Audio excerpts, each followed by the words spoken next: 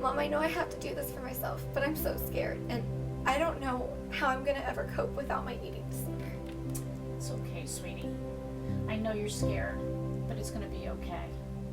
I love you.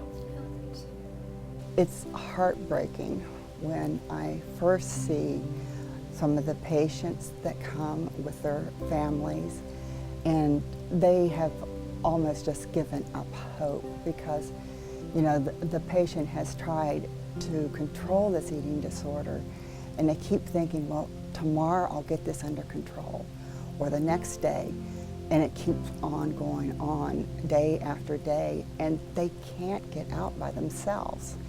And then the parents are in the same position because they want their loved one, you know, to recover from this eating disorder, and they try to do all the things that they can to help them because they love them so much. But it really, you know, it's usually not to avail. Professionals and a professional team really needs to be around the patient to help them to find the underlying reasons. The eating disorder usually starts to appear around adolescence, and that's what we see with most of our patients. Now, there are many reasons why an eating disorder occurs, but most of it has to do with using the eating disorder as a coping mechanism.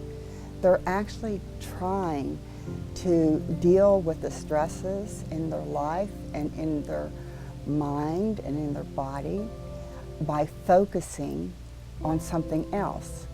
And that focus may be, you know, their body image. It may be perfectionism, just trying to be perfect. It may be, you know, food, diet. They're obsessively thinking about these things, but it becomes a habit in that they're using that to actually divert them from the feelings. So they don't even know, you know, what is propelling the eating disorder because they have used this as a way of coping for so long. Along with the core of our program, our patients also benefit from many other modalities of treatment.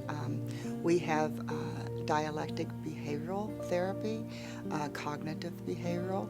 We also have many groups for self-esteem, process groups, art, equine therapy. We also have times where they're getting education about the disease or the disorder, and also about nutrition and how that's affecting their body, mind, and emotions. So they, in addition to all the groups that they attend during the day, they also meet regularly with their primary therapist, the registered dietitian, the medical doctor or psychiatrist, or the nurse practitioner.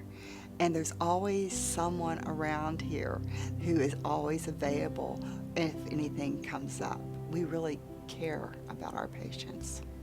One of the true blessings of recovery is that I'm able to give back what I got so freely. And I have the wonderful opportunity to come to Rebecca's house every once a week. Not only is it such a blessing for me because I can put myself in these young ladies and middle-aged ladies' shoes, and I totally know where their life is, and I can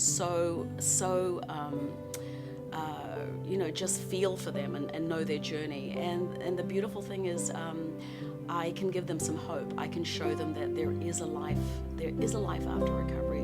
It is truly worth, you know, investing in treatment, and the incredible work they do at Rebecca's house, from not just the you know, just the therapies and tools that they teach us, but just their humanity and their caring and their love, you know, for, you know, patients and clients that are struggling with this. And so I really see myself as a success story from Rebecca's house. And so I love to come here. I love to sponsor girls here and help them on their journey of recovery and you know, just be able to proclaim themselves as successful in recovery from Rebecca's house. So.